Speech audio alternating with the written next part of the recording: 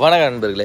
இந்த கொழுந்து வேப்பிலையை கொண்டு நம்ம மனித உடலுக்கு எப்படிலாம் இதை மருந்தாக பயன்படுத்தலாம் அப்படின்னு தாங்க இந்த வீடியோவில் சொல்ல போகிறோம். இந்த கொழுந்து வேப்பிலையை பறித்து உள்ளுக்கு சாப்பிடும்போது உடல் உஷ்ணம் தணியுங்க. ஒரு சிலருக்கு உஷ்ணத்தை ஏற்படுத்தி விடும். ஏன்னா அதிகமாக உடம்புல உஷ்ணம் இருக்குன்னா அப்போது சில உஷ்ணத்தை வெளிப்படுத்தும். அது எப்படி வெளிப்படுத்தும்னா உடம்புல சிறு சிறு கொப்பளங்கள் அந்த மாதிரி வெளிப்படுத்தும் ஒரு நாட்கள். அதுக்கப்புறம் சரியாயிடும். அதுக்கப்புறம் டோட்டலாக அந்த உஷ்ணம் நம்ம உடல்ல இருந்து வெளியேறிட்டு உஷ்ணமும் கூலிங்கும் நார்மல் ஆகிடும். அது மட்டும் இல்லை, இது ரத்தத்தை சுத்திகரிக்குங்க. ரத்தத்தை பியூரிஃபிகேஷன் பண்ணணும், பிளட்டை.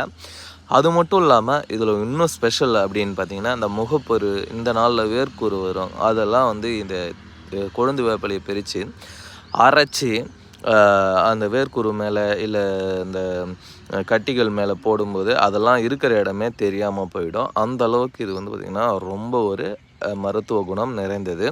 அது மட்டும் இல்லை, இது கிருமி நாசினியாகவும் பயன்படுத்தப்படுகிறது. இது நம்ம கஷாயம் வச்சும் குடிக்கலாம்.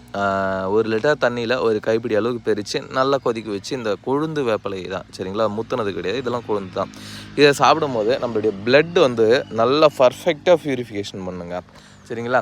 அதுவே இந்த முத்தனது இது இல்லை, எல்லாமே கொழுந்தாக தான் இருக்குது சரிங்களா.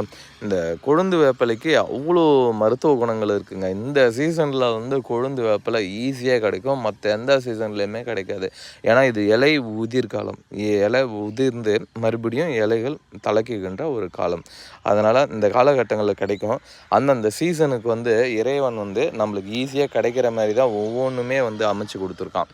அதை நம்ம எப்படி பயன்படுத்துகிறோம், அது எப்படி நம்மளுக்கு மருந்தாக பயன்படுது அப்படின்றது தாங்க நம்மளுக்கு தெரிஞ்சு பயன்படுத்தணும். இதெல்லாம் நான் சொன்ன மெத்தடில் நம்ம முன்னோர்களால் பயன்படுத்தினதுனால தான் அவர்கள் நோய்கள் இல்லாமல் நீண்ட நாள் ஆரோக்கியமாக வாழ்ந்தாங்க. பிபி இல்லாமல், சுகர் இல்லாமல், இந்த மாதிரி எதுவுமே இல்லாமல் வாழ்ந்தாங்க. பிபின்னா நான் பிளட் ப்ரெஷர் சரிங்களா, ரத்த அழுத்தம் சரிங்களா, அந்த மாதிரி எந்த ஒரு பிரச்சனையுமே இல்லாமல் வாழ்ந்தாங்க. ஆனால் நம்ம இதெல்லாம் மறந்ததுனால தான் நம்மளுக்கு வியாதிகள் நம்மளை பிடிச்சிட்டு விடாமல் துரத்துது சரிங்களா. அதனால் முடிஞ்ச அளவுக்கு இந்த மாதிரி இயற்கையாக கிடைக்கக்கூடிய சாப்பிடுங்க. கசப்பாக இருக்காதா இதை போய் சாப்பிட சொல்லிங்கன்னா, கசப்பு அந்த அளவுக்கு இருக்காது, ஒரு அளவுக்கு தான் இருக்கும். கொழுந்து வேப்பிலையில் அதிக கசப்பு இருக்காது. இது ஒரு நாள் சாப்பிடும்போது அந்த கசப்பு நம்ம உடல் பழகிடும் போது இது நார்மலான ஒரு ஸ்நாக்ஸ் சாப்பிட்ற மாதிரி அழகாக சாப்பிட்டுட்ருக்கலாம். தினந்தோறும் சாப்பிட்லாங்க. அந்த சீசனில் ஒரு தப்பும் இல்லை, ஒரு பயமும் இல்லை. உடல் ஆரோக்கியமாக இருக்கும், பிளட் பியூரிஃபிகேஷன் ஆகும், ரத்த சுத்திகரிக்கும். எந்த வியாதியும் அவ்வளோ சீக்கிரம் நம்மளுக்கு வராது.